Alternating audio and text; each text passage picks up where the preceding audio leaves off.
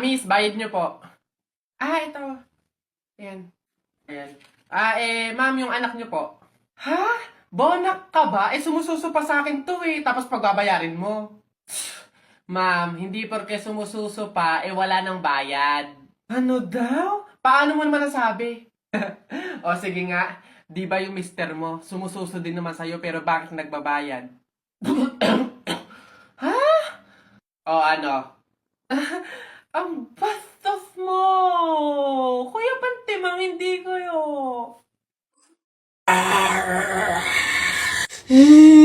Nay, naririnig niyo ba yun? Oo anak, aswang yun, penogrado. Oo nga na, anong gagawin natin? Alam ko na yung pamahiin ng lola mo. Sabi niya kasi pag daw may aswang, maglagay daw ng bigas sa gilid ng bahay para daw umalis na yung aswang. Ito, lagay mo sa gilid ng bahay, anak. Sige, Nay. O, yan na, umalis ka na, aswang ka! Ayan. Sa wakas may pangsaing na rin ako. Mga oto-oto, papahin, pamor!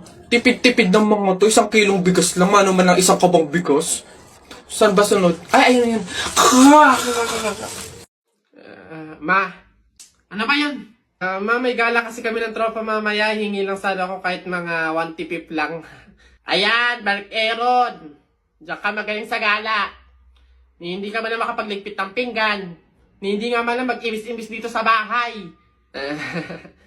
Mano man lang maabutan ka man lang ng kape at nagkakandayuko na dito sa pag-iintindi sa bahay.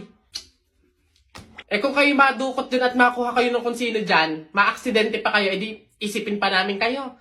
Ganyan kayo mga kabataan ngayon Ni hindi nyo naiisip yung mga taong nag-aalala sa inyo. Samantalang kami noon, Mark Aaron, Diyos ko po, sinusuong pa namin ng ilog, makakuha lang ng panggatong, ng pang-inumin.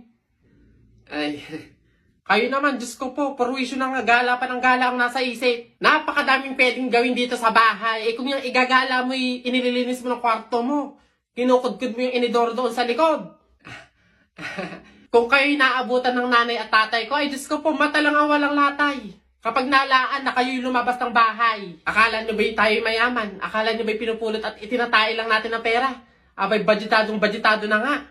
Kasi, Diyos ko po, kayo mga kabataan kayo, napakaswerte nyo't hindi nyo naabutan ang hirap ng buhay noon. Kung naabutan nyo, kawawang-kawawa kayo. Oh, lamat. Kung alam nyo lang Aaron. Mark Aaron. Buka ng shit. Uy, Cheryl, thank you so much sa pagbisita. Nag-enjoy talaga ako buong araw, promise. Welcome, Beb, at salamat naman sa pagpapatuloy mo sa akin, Una na ako, Bye! Bye, ingat! Shucks, malilate na ako sa pupuntahan ko. Nasaan na ba kasi yung kwintas ko? Dito ko lang yun nilagay Wow, babe! Ang ganda naman nito! Bagay sa akin. Joke!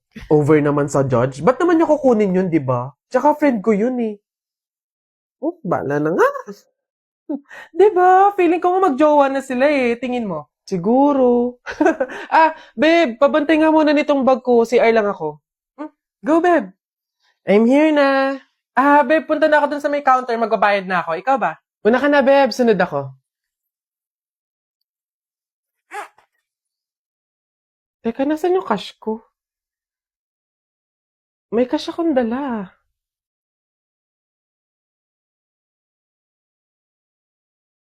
Hindi kaya...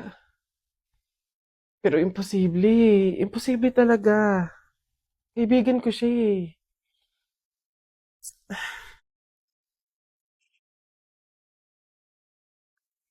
Ay, ang ganda naman ng prene ko. In fairness. Teka. Kwintas ko ba to? Hello, Cheryl? Nakita ko kasi yung story mo Huwag kang magagalit pero umamin ka nga sa akin. Kwintas ko ba yung suot mo? Babe, sorry Siguro baka naiinggit lang ako kasi meron kang mga bagay na hindi ko mabili. Yung kwintas na kinuha ko sa'yo, ganong kwintas kasi yung gusto kong regalo sa nanay ko eh. Kaso nga lang mahal, kaya hindi ko mabili. May mga damit din akong nakuha sa'yo kasi sa tuwing nakikita ko yung mga kapatid ko na lalabas, wala man lang silang magagandang damit na naisusuot. Babe, sorry ha. Kasi yung pera na nawala sa bag mo, ako din yung kumuha nun. Binili ko kasi ng gamot tsaka ng pagkain si tatay eh. Kasi noong mga panahon na yun, nasa hospital siya. 1 linggo na kasi siyang may sakit. Babe naman, sana nanghingi ka na lang or nanghiram. Babe, tutulungan naman kita hanggat sa kaya ko eh. Kasi kaibigan kita. Babe, wala talaga akong mukhang maiiharap sa'yo. At wala akong ibang masabi kundi patawad.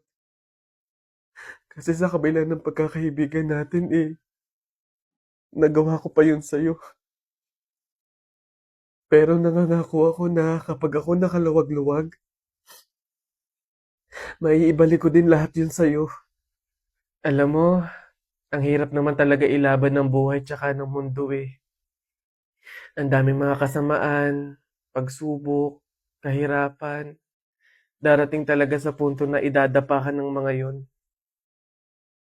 Pero sa kabila ng yun, kahit hindi na natin alam yung gagawin natin, piliin pa din natin lumaban ng patas. Magpakabuti kahit hirap na tayo sa pagdadala ng buhay. Masaya sa pakiramdam yung ganun eh. Basta lagi nating tandaan na walang masama sa paghihintay. May kapanahunan lahat ng hinihiling natin.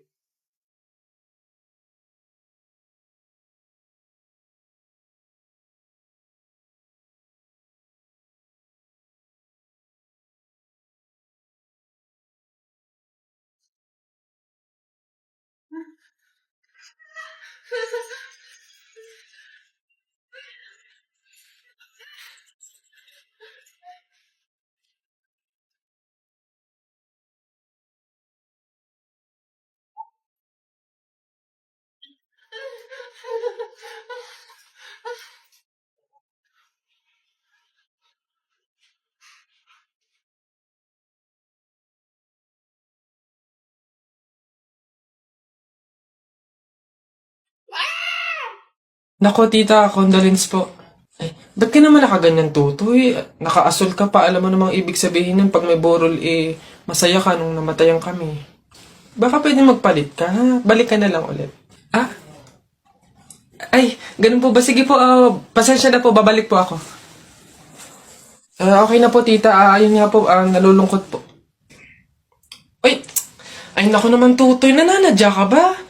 Nagpula ka pa talaga. Alam mo naman ibig sabihin pag nakapula sa burol, may galit ka dun sa namatay. Tuy, respeto naman. Pasensya na pero palta mo yan. Tsaka ka bumalik dito, ha? Nanadya eh. Ay, grabe naman po. So, babalik na naman po ulit ako. Sige po, pasensya na po ulit. Sige po, wait lang po. Eto, tita, okay na po siguro to. Kumusta po ka? Tuy, nag-itim ka pa. Ano bang problema? Yung itim to, isa libing pa yan. Anong pinapakita mo? Anong pinapahiwatig mo na gusto mo nang alisin to sa amin? Na gusto mo nang ihiwalay tong pamilya namin, ha? Ay, hindi naman po sa ganun, tita. Sadyang hindi ko lang po alam na may mga color coding po pala pag may burol. Hindi ko po alam na may pamahiin po pala kayong sinusunod. Sige po, balik na lang po ulit ako. Sure na po, totoo na po. Sige po. Ayan. Pagod. Okay na po to, tita. Yung grabe condolence po, nakikiramay po ako. Sobrang nalulungkot po talaga ako. Saan po ba dito yung tayaan? Ay, doon po sa dulo. Sige po. Salamat po.